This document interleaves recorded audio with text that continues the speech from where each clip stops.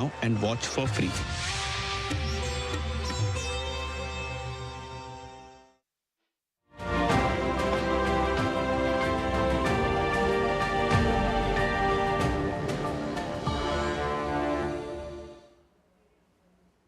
नमस्कार, चर्चा में आपका स्वागत है। मैं हूं रमा त्यागी। क्या आप जानते हैं कि भारत में हर साल जितनी गाड़ियां बिक रही हैं वो दुनिया के कई देशों की आबादी से कहीं ज्यादा है। और ये दिखाता है भारत में डिमांड लगातार कैसे बढ़ रही है।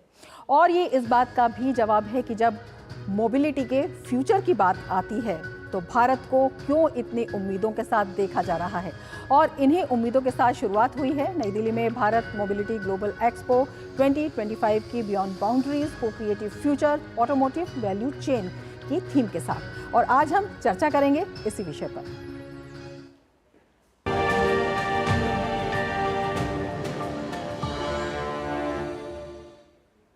प्रधानमंत्री नरेंद्र मोदी ने नई दिल्ली में भारत मोबिलिटी ग्लोबल एक्सपो 2025 का शुभारंभ किया। देश के सबसे बड़े मोबिलिटी एक्सपो को भारत मंडपम, दिल्ली के यशोभूमि और ग्रेटर नोएडा के इंडिया एक्सपो सेंटर एवं मार्ट में एक साथ आयोजित किया गया है। संपूर्ण मोबिलिटी वैल्यू चेन को साथ लाने की दिशा में ये एक बड़ी पहल है। प्रधानमंत्री ने कहा कि आने वाला समय भारत का है और मोबिलिटी में अपना भविष्य देखने वाले लोगों के लिए भारत एक शानदार डेस्टिनेशन है।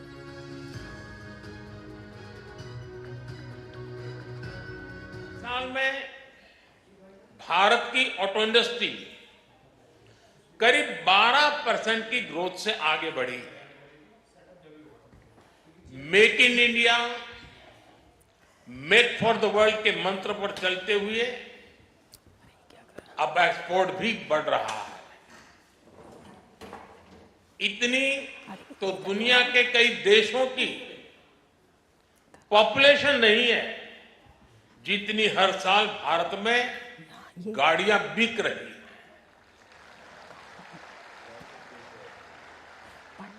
एक साल में करीब 2.5 करोड़ गाड़ियां बिकना ये दिखाता है कि भारत में डिमांड लगातार कैसे बढ़ रही है।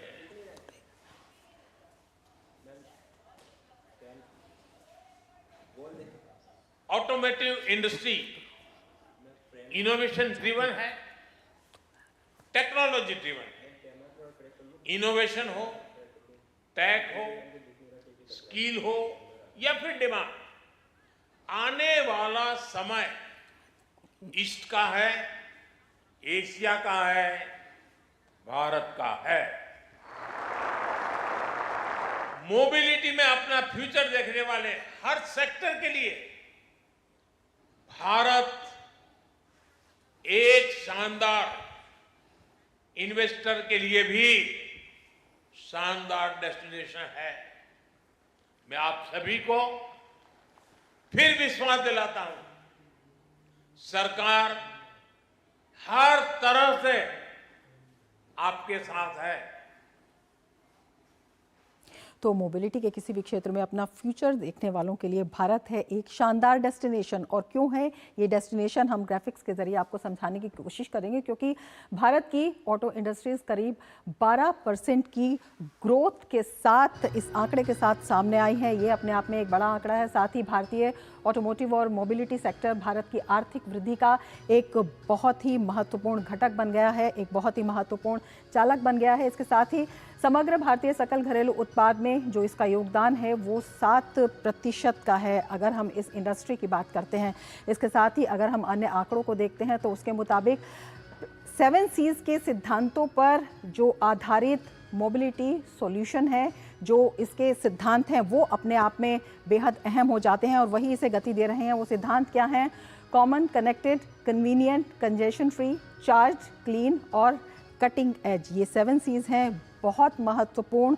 और ये महत्वपूर्ण क्यों है ये भी समझना बहुत ज़रूरी होगा, क्योंकि 2030 तक भारत के $1 ट्रिलियन अमेरिकी डॉलर के निर्यात के लक्ष्य प्राप्ति में ये अहम भूमिका रखते हैं। और इनकी जो भूमिका है वो बहुत ही महत्वपूर्ण बताई जा रही है।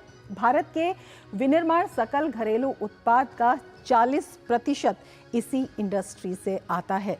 तो ये है भारत का ग्रोथ इंजन जो लगातार बढ़ रहा है। जीएसटी में इस इंडस्ट्री की जो भागीदारी है वो 14 से 15% है, 14 से 15% का योगदान है और इसी की वजह से 30 मिलियन रोजगार के अवसर प्रत्यक्ष या अप्रत्यक्ष रूप से इससे पैदा होते हैं। तो ये अपने आप में बेहद महत्वपूर्ण आंकड़े हैं। भारत अगर प्रमुख वैश्विक ऑटोमोटिव और मोबिलिटी हब के रूप में इसे देखते हैं तो ये जानना ज़रूरी है कि क्यों देखते हैं, और ये इसलिए देखते हैं क्योंकि पहला सबसे बड़ा ट्रैक्टर और 3 पहिया वाहन निर्माता भारत बन गया है, तो ये क्षमता को दर्शाता है। दूसरा सबसे बड़ा 2 पहिया वाहन निर्माता भारत है और ये भी अपने आप में बढ़ती हुई ग्रोथ का प्रतीक है। तीसरा सबसे बड़ा भारी वाणिज्यिक ट्रक निर्माता भी भारत है। और अगर हम पैसेंजर व्हीकल की बात करते हैं तो मार्केट के रूप में भारत दुनिया में नंबर 3 पर आ गया है।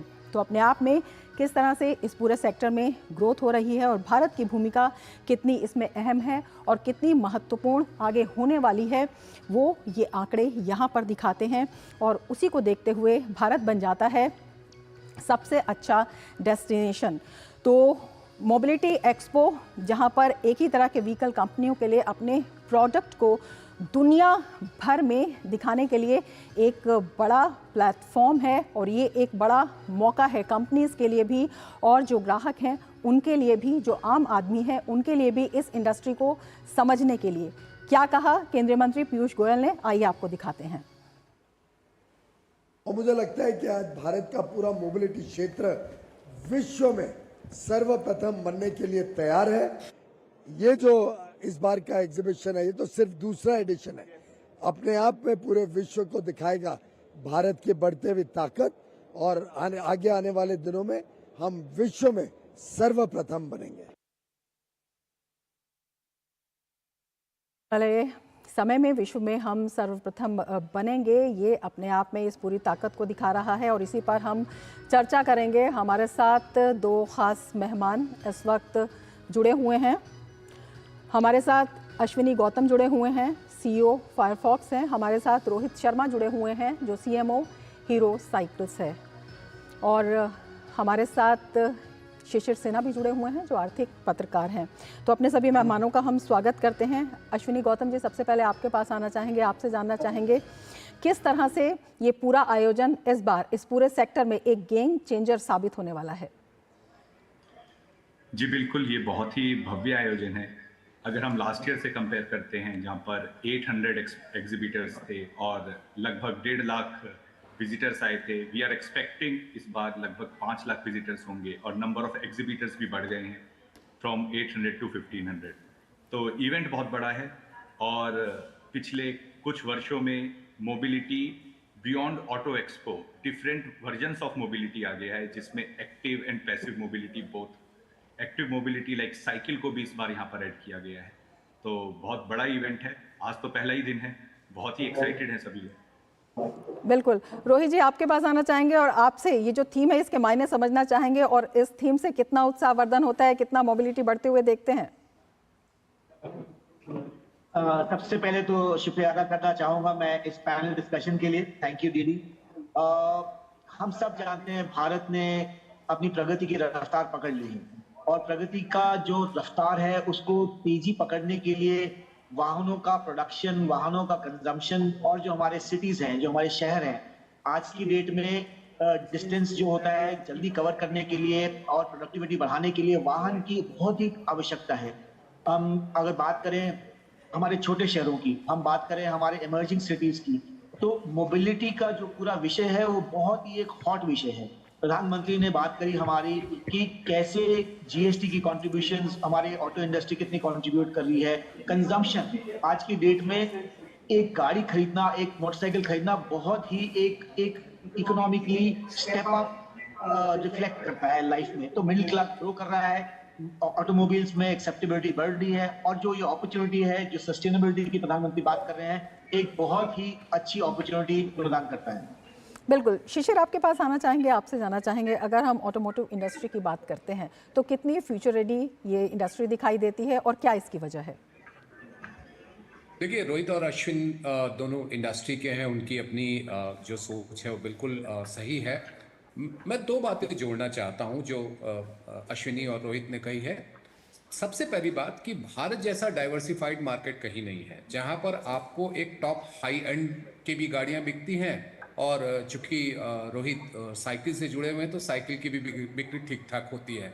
और साइकिल में भी अगर आप देखें तो साइकिल में भी इतनी वैरायटी हो चुकी है कि हाई एंड साइकिल्स की भी अब बात होने लगी है। तो मोबिलिटी का डेफिनेशन, और पहले जो हम लोग एक्सपो देखते थे, ऑटो एक्सपो देखते थे, वो केवल गाड़ियों की बात होती थी। अब हम साइकिल की भी बात कर रहे हैं, और ये डाइवर्सिफाइड मार्केट का एक सबसे बड़ा सबूत है।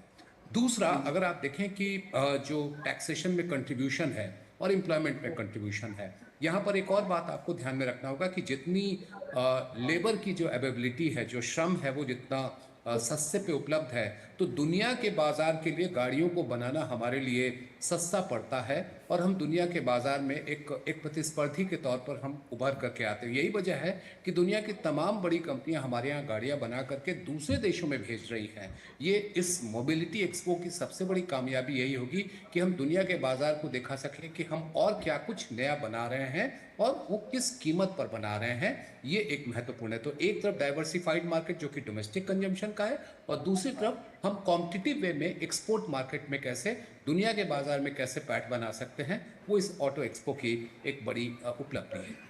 बिल्कुल। अश्विनी जी, आपके पास आना चाहेंगे और आपसे जानना चाहेंगे, जिस तरह से एक कॉम्पिटिटिव मार्केट की बात हो रही है, उसमें टेक्निक का भी एक बड़ा योगदान होता है। तकनीक की दृष्टि से देखते हैं और तकनीक को साझा करने की दृष्टि से देखते हैं, तो ये कितना बड़ा एक प्लेटफॉर्म एक ही छत के नीचे दिखाई देता है? जी, ये बहुत ही बड़ा प्लेटफॉर्म है। अब तो ये ग्लोबल लेवल का प्लेटफॉर्म है। अगर हम बात करें, पूरा इवेंट का टैगलाइन ही है मोबिलिटी रीइमेजिनिंग। तो हमें नए फॉर्म में रीइमेजिन कर रहे हैं मोबिलिटी, और जो फ्यूचर मोबिलिटी है, जो अभी है, और it's more about technology, right. जैसे जैसे देश प्रगति कर रहा है, लोगों की डिस्पोजेबल इनकम बढ़ रही है, और हमारे पास ऑलरेडी वॉल्यूम और पॉपुलेशन तो बहुत ज़्यादा है। अब जो हमारा नेक्स्ट ड्राइवर है, जिससे हमारा ग्रोथ होगा डोमेस्टिक मार्केट में और एक्सपोर्ट में, वो टेक्नोलॉजी में होगा, जिसमें कनेक्टेड डिवाइस बहुत बड़ा रोल प्ले करते हैं, जिसमें electric vehicles starting from cycles to high end cars, वो बहुत बड़ा रोल प्ले करते हैं। तो टेक्नोलॉजी अभी एक बहुत बड़ा ड्राइवर है, जिससे हम एक्सपोर्ट्स में भी काफ़ी एज ले सकते हैं। बिल्कुल। शिशिर, आपके पास आना चाहेंगे और आपसे जानना चाहेंगे, जिस तरह से ऑटो इंडस्ट्री की ग्रोथ की हम बात करते हैं, 12% की दर से ये आगे बढ़ी है, और अगर हम वाहनों की बिक्री की बात करते हैं तो प्रधानमंत्री ने भी कहा कि कई दुनिया के देशों की पॉपुलेशन इतनी नहीं है जितनी संख्या में गाड़ियां बिक जाती हैं। तो ये जो ग्रोथ स्टोरी स्टार्ट हुई है, कि इसमें कितनी अहम भूमिका है सरकार की भी, और सरकार ने जो नीतियाँ लेकर आए हैं और जो ट्रैवल फ्रेंडली जो है एक एटमॉस्फेयर भी बनाया है? देखिए, ग्रोथ की सबसे बड़ी चीज है कि हम कहते हैं ना, अर्थशास्त्र में दो तरह के चक्र की हम लोग बात करते हैं। एक होता है सूचक्र, जिसको हम लोग वर्चुअस साइकिल कहते हैं, और एक होता है हमारा दुष्चक्र, या जिसको हम विशियस साइकिल कहते हैं। हम अभी विशियस साइकिल को हटा देते हैं, हम वर्चुअस साइकिल की बात करें। एक तरफ जब हम लोग कहते हैं कि डेमोग्राफिक डिविडेंड है, हमारे पास 65% आबादी 35 वर्ष से कम उम्र की है, वो काफी महत्वाकांक्षी है। उस महत्वाकांक्षी युवा को रोजगार देने की बात कैसे संभव हो सकती है? और ऑटो इंडस्ट्री बड़े पैमाने पर रोजगार देता है, न केवल बनाने पे, बल्कि बाजार में जब बिक्री के लिए गाड़ी आती है तो वहां पर भी रोजगार के बड़े मौके बनते हैं। जब रोजगार के बड़े मौके बनते हैं तो बाजार में मांग बनती है। मांग बनती है तो जाहिर सी बात है कि कंपनियों के लिए उत्पादन बढ़ने का मौका बनता है। कंपनियों के लिए उत्पादन बढ़ता है तो रोजगार के नए मौके बनते हैं। तो ये जो एक वर्चुअस साइकिल है, उसमें ऑटो इंडस्ट्री का एक बड़ा रोल है। और ऑटो इंडस्ट्री एक और चीज है कि रोजगार सबसे ज्यादा देता ही है, और एक ये मल्टीप्लायर इफेक्ट है।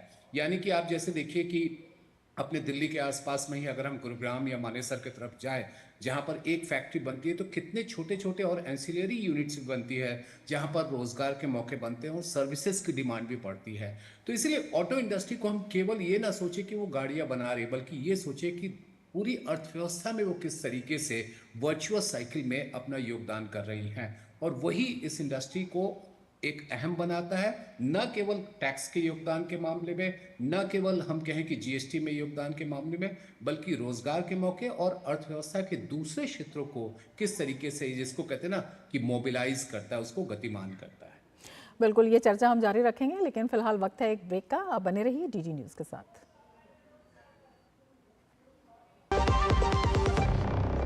जब धरती चीर कर निकलता है लोहे का पत्थर और मिलता है मोंगिया के जोश से, फिर तपता है पिघलता है और बनता है फौलाद।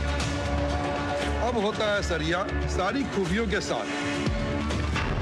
मोंगिया स्टील, मजबूत देश का मजबूत सरिया। ब्रेक के बाद फिर से आपका स्वागत है हमारे इस खास कार्यक्रम में और हमारे खास मेहमान भी हमारे साथ जुड़े हुए हैं। रोहित जी, आपके पास आना चाहेंगे और आपसे जानना चाहेंगे, जब हम बात करते हैं ऑटो इंडस्ट्री की तो इसमें मेक इन इंडिया का भी एक बहुत बड़ा योगदान रहा है। मेक इंडिया किस तरह से मेक फॉर द वर्ल्ड अब बनता जा रहा है? मैं जैसे ऑटो एक्सपो का पहला दिन था, मेरे जो सहकर्मी हैं यहाँ जो हमारे साथ हीरो कंपनी को रिप्रेजेंट करते हैं, हमने पूरा पेविलियन, हमने जो पूरा एक्सपो है उसका हमने एक निरीक्षण किया। हम मतलब वर्ड्स डिस्क्राइब नहीं कर पा रहे हैं कि एक सेंस ऑफ प्राइड जो होता है कि लघु से लघु कंपनी, बड़ी से बड़ी कंपनी, महिंद्रा ले लीजिए, आप हीरो ले लीजिए, टोयोटा ले लीजिए, मारुति ले लीजिए, बड़ी से बड़ी कंपनियां हैं, लेकिन उसके साथ साथ जो दिखने को मिल रहा है जो लघु उद्योग है, जो कंपोनेंट मैन्युफैक्चरर्स हैं, जो एंसिलरीज हैं, वो सारी, वो कहते हैं ना कि जो सब चीजें साथ जुड़ती हैं तब एक पूरी चित्र बनता है, तब वो पूरी एक कहानी बनती है। तो इतने सारे जो लघु उद्योग के मैन्युफैक्चरर्स हैं और कंपनीज हैं, स्टार्टअप्स हैं, उसको देख के ये मेरा दिल इतना कॉन्फिडेंट फील करता है कि जो make in India and make for the world जो पीएम मोदी जी का एक विजन है, इट इज कमिंग अलाइव। वो सत्य है, बिल्कुल सच है कि इतने सारे छोटी छोटी कंपनियां बड़ी कंपनीज के लिए मैन्युफैक्चर कर रहे हैं और जो बड़ी कंपनीज हैं वो सारी इन छोटी make in India and make for the world के लिए रेडी हैं, तैयार हैं और बिल्कुल आत्मनिर्भर हैं। बिल्कुल। शिशिर, आपके पास आना चाहेंगे, आपसे समझना चाहेंगे, अगर पिछले 4 साल देखते हैं तो इस पूरे सेक्टर में $36 बिलियन से भी ज़्यादा का FDI आया है। ये अपने आप में कितना बड़ा आंकड़ा हो जाता है, किस मायने में महत्वपूर्ण हो जाता है? और जिस तरह से हम बात कर रहे हैं जो बड़े उद्योग हैं उसके अलावा जो MSMEs हैं और इससे रिलेटेड कनेक्टेड जो उद्योग हैं उसको भी इसका कितना फ़ायदा मिला है?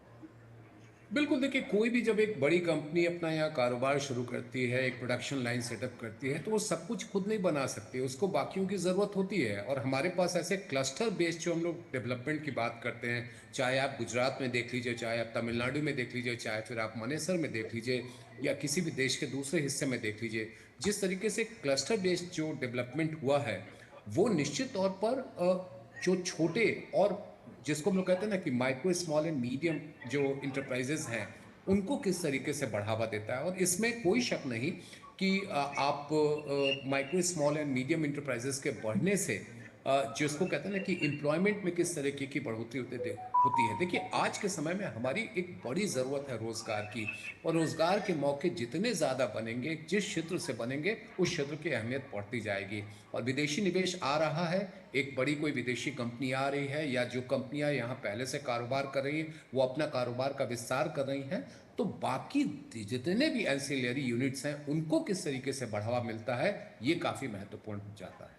बिल्कुल। अश्विनी जी, आपसे ये समझना चाहेंगे, जिस तरह से सबसे ज़्यादा अगर हम भारत की बात करते हैं तो कॉम्पिटिटिव लॉजिस्टिक कॉस्ट वाला देश बन गया है, इससे इस पूरे क्षेत्र में किस तरह से संभावनाओं के अगर हम देखें तो नए रास्ते निकलते हुए दिखाई देते हैं? जी, अगर हमको डोमेस्टिक मार्केट में और एक्सपोर्ट मार्केट में बहुत ही कॉम्पिटिटिव होना है तो लॉजिस्टिक कॉस्ट उसका एक बहुत बड़ा कंपोनेंट है एक बिजनेस का। और जो सरकार ने जो स्टेप्स लिए हैं जिससे पूरी रोड्स, हाईवेज जो डेवलप हुए हैं, जिससे आपका लॉजिस्टिक का कॉस्ट भी कम हुआ है और टाइम भी कम हुआ है, उससे एक डिस्टिंक्ट एडवांटेज मिलता है हमको, एक प्राइस एडवांटेज जो हमें यूज़र सेटिस्फेक्शन, जो कंज्यूमर है और जो बायर्स हैं उनके लिए बहुत रेलिवेंट है। एंड ऑल्सो ये जो हमारा प्राइसिंग एडवांटेज है in reduction in logistic cost हमको थोड़ी सी एज देता है for exports as well. Second, आजकल जो भी ये मार्केट है उसमें आप देखेंगे बहुत कुछ ऑनलाइन डिस्ट्रीब्यूशन, ऑनलाइन चैनल पे बहुत ज़्यादा सेल होता है। उसमें भी एक बायर यूज़र का एक्सपेक्टेशन है कि उसके ऑर्डर के साथ ही उसका सामान जो भी उसने खरीदा है वो बहुत जल्दी से जल्दी मिले। तो जो भी लॉजिस्टिक एडवांटेज है, improvement not just in terms of cost, in terms of time saving, is also making ensure companies are having lower inventory, having lower cost of logistic, giving distinct advantage. बिल्कुल। रोहित जी, आपसे समझना चाहेंगे, जो 7C mobility solution है, ये अपने आप में कितना बड़ा सॉल्यूशन हो जाता है जब हम छोटी छोटी चिंताओं की बात करते हैं, या इस क्षेत्र में पहले जिस तरह की दिक्कतें आती थी उसकी बात करते हैं, या फ्यूचर के जो लक्ष्य हैं उनको हासिल करने की बात करते हैं? देखिए, भारत जो देश है अभी बिल्कुल फ्यूचर फोकस्ड, भविष्य पे नजर टिकाए हुए हैं हम। और सबसे जब हम भविष्य की बात करें तो 2-3 एस्पेक्ट्स हैं। मान लीजिए जैसे कार्बन न्यूट्रलिटी है, ऑनरेबल प्राइम मिनिस्टर जी का विजन जो है कि India will finally become carbon neutral bye 2070, उसकी पहल आज करनी होगी। उसको पहल करने के लिए 2-3 बड़े ही स्टेप चेंज डिसीजंस लिए गए हैं। जैसे जो हम बोल रहे हैं पूरा transition into electric, transition into smart mobility, transition into alternate non ice engines, ये सारे एक स्टेप्स हैं जो कि कड़ियां हैं, ये सारी जुड़ेंगी। कॉन्शियस कंज्यूमरिज्म की बात कर रहे हैं, वो कार्बन फुटप्रिंट की न्यूट्रलिटी की बात कर रहे हैं, वो क्लीन एनवायरनमेंट की बात कर रहे हैं, वो so these are small steps जो इंडस्ट्री ले रहा है। और जो भारत मंडपम में हम इस बार देख रहे हैं, पूरा जो इस बार थीम है, चाहे वो इलेक्ट्रिक हो, चाहे वो सस्टेनेबिलिटी हो, चाहे वो स्मार्ट हो, बहुत बाहर निकल के आ रहा है। आप बड़ी बड़ी कंपनियां देखिए, आप हीरो का नाम लीजिए, हीरो साइकिल्स का नाम लीजिए, साइकिल्स कितना बड़ा चेंज लेके आ रहा है। छोटे छोटे शहर में साइकिल की अडेप्टेबिलिटी बढ़ रही है, बड़े शहरों में अर्बन मोबिलिटी का सोल्यूशन लेके आ रहा है। बड़ी कंपनी की बात कीजिएगा तो आप महिंद्रा को देखिए, महिंद्रा इलेक्ट्रिक कार्स लॉन्च कर रहा है। मारुति जैसी कंपनी इतना इनोवेशन कर रही है जो कि कार्बन न्यूट्रलिटी की तरफ इतना ठोस कदम आगे बढ़ा रही है। तो ये 7 C's जो हैं, ये सारी कड़ियां जुड़ेंगी और 2046 और 2070 में आप देखेंगे कि भारत पूरे विश्व को दिखाएगा कि how the world can be a carbon emission free environment. Shishir, आपसे समझना चाहेंगे, ग्रीन मोबिलिटी पर भी जो है इस बार काफ़ी फोकस है, तो ये किस तरह से इकोनॉमी और इकोलॉजी दोनों को सपोर्ट कर रही है? देखिए, जो रोहित ने भी बात की कि 2046 या 2070 की हम लोग बात कर रहे हैं, जहाँ पर हमें कार्बन न्यूट्रलिटी को किस तरीके से अडॉप्ट करना है, तो आपको ग्रीन की तरफ तो जाना ही है। और ग्रीन की तरफ सिर्फ हमको ये नहीं सोचना है कि हम जिसको कहते हैं ना कि बैटरी बेस्ड या ईवी का गाड़ियों की बात करें, बल्कि जो गाड़ियां फॉसिल फ्यूल बेस्ड हैं उनमें हम किस तरीके से कार्बन एमिशन को कम कर सके। जो हमारे हाइड्रोजन पावर्ड व्हीकल्स की हम लोग बात कर रहे हैं, या फिर हम लोग जो एथेनॉल मिक्स्ड जो ब्लेंडेड फ्यूल की बात कर रहे हैं, इन सब की वजह से जो ग्रीन फ्यूल है वो कितना ज़्यादा यूज़ हो सकता है, उसके लिए टेक्नोलॉजी कैसे बेहतर बनाई जा सकती है। और एक और बात यहाँ पर महत्वपूर्ण है कि अमूमन ये धारणा है कि जितने भी नॉन फॉसिल फ्यूल व्हीकल हैं वो काफ़ी महंगे होते हैं, और उसकी वजह से उसकी खपत को लेकर के हमेशा से प्रश्न चिन्ह बना होता है। लेकिन जैसा हमने पिछले कुछ समय में देखा है कि ईवी की सेल बढ़ी है, उनके दाम में भी कमी आई है, उसके ऊपर जीएसटी का रेट भी आपके फॉसिल फ्यूल के मुकाबले में कम है। लेकिन अभी और इसे प्रमोट करने की ज़रूरत है। न केवल हम ईवी की बात करें, बल्कि जितने भी नॉन पेट्रोल या नॉन डीजल गाड़ियां हो सकती हैं उनको हम कैसे बढ़ावा दे सकते हैं, ग्रीन फ्यूल बेस्ड व्हीकल को हम कैसे बढ़ावा दे सकते हैं, उनकी कीमत हम कैसे कम कर सकते हैं। तो निश्चित तौर पर जो हमारा जो दुनिया को दिखाना है कि हम ग्रीन मोबिलिटी भी हम बेहतर तरीके से ड्राइव कर सकते हैं, वो संभव हो पाएगा। बिल्कुल। रोहित जी, आपके पास आना चाहेंगे, आपसे समझना चाहेंगे, इस बार जिस तरह से सूचना मिल रही है 34 से ज़्यादा कंपनियां हैं जो पार्टिसिपेट कर रही हैं। ऐसे में जब हम टेक्नोलॉजी ट्रांसफ़र की बात करते हैं, ग्लोबल पार्टिसिपेशन की बात करते हैं या इन्वेस्टमेंट की बात करते हैं, इससे जो इन्वेस्टर्स यहाँ पर आना चाहते हैं या आ रहे हैं और जो यहाँ पर लोकल उद्यमी हैं, दोनों को ही आपस में अगर अनुभव शेयरिंग की बात करते हैं हम, तो उससे कितनी मदद मिलने की संभावना है?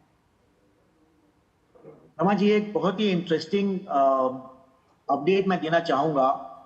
अब भारत का टाइम ऐसा आ गया है कि भारत पार्टनरशिप्स या कोलैबोरेशन नहीं ढूंढ रहा, वर्ल्ड भारत के पास आ रहा है कोलैबोरेशंस की। हमारे जो इंजीनियर्स हैं, हमारे जो ऑटो डिजाइनर्स हैं, आप विश्वास मानिए आज की डेट में भारत मंडपम में जो स्टॉल्स हैं, जो पवेलियंस हैं, उसकी इंजीनियरिंग अब हम विदेशियों के पास जाके नहीं बोल रहे कि हम जापानियों के पास जाके नहीं बोल रहे कि हमें टेक्नोलॉजी चाहिए और हम नॉन कंबस्टेबल इंजन की टेक्नोलॉजी की बात करना चाहते हैं। जापानीज, जर्मन और यूरोपियन इंजीनियर्स आके हमारे स्टॉल में समझने की कोशिश कर रहे हैं कि ये क्या है। बिकॉज आज की डेट में जो युवा देश है हमारा, जो हमारे इतना जो भविष्य हमारा इतना उज्जवल है, जो सारे इंजीनियर्स हैं, जो सारे हमारे स्टार्टअप्स हैं, वो आज सुबह की बात मैं बताऊं आपको, जब मोदी जी आए थे यहाँ तो उन्होंने पूरा एक पूरा मुआयना लिया था जहां की सिर्फ स्टार्टअप्स थे, और वहां युवा लोग 20 से 30 साल के ये लोग में ऐसी ऐसी टेक्नोलॉजी देखने को मिली कि पहिया है लेकिन पहिए की स्कोप नहीं है, स्पीडोमीटर है लेकिन उसमें कोई कोई नंबर्स नहीं है या कोई स्क्रीन नहीं है। मतलब ऐसी टेक्नोलॉजी, तो मैं ये कहना चाहूंगा कि आज की डेट में भारत विदेशियों को और ग्लोबल लीडिंग इंजीनियरिंग कंट्रीज को बता रहा है कि इंजीनियरिंग एक्सीलेंस इंडिया में हो रही है। तो it's no longer about collaborations, it is about telling that we are ready for the world. जैसे वो प्रधानमंत्री सुबह भी कह रहे थे, make in India and make for the world, सच्ची ही स्वकरण हो रहा है। बिल्कुल।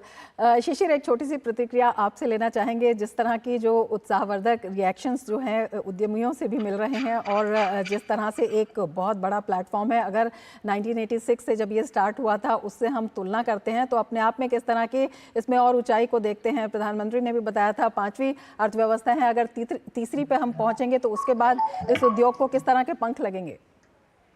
देखिए, पहले हम लोग ऑटो एक्सपो की बात करते थे, अब हम लोग मोबिलिटी एक्सपो की बात करें। ये सबसे बड़ा बदलाव है, और हो सकता है कि आने वाले दिनों में हमें कुछ और नई चीज़ें देखने को मिले, कुछ नई चीज़ें समझने को मिले।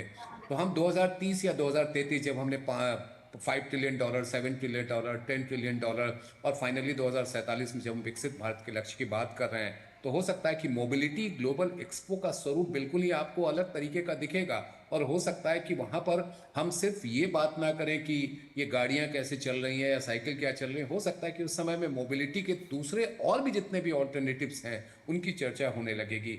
तो मुझे लगता है कि हमारे लिए केवल आसमान ही छूने को बस बचा है, इससे ज़्यादा ग्लोबल एक्सपो का और कोई विस्तार नहीं हो सकता। बिल्कुल, अपने आप में एक बड़ा विस्तार, और उसकी अगर देखते हैं तो विश्व पटल पर भी एक बड़ी धमक दिखाई देती है। बहुत शुक्रिया अश्विनी गौतम जी, रोहित शर्मा जी और शिशिर आपका हमसे जुड़ने के लिए और इतनी महत्वपूर्ण चर्चा के लिए। इसके साथ ही चर्चा में फिलहाल इतना ही, दीजिए इजाज़त, नमस्कार।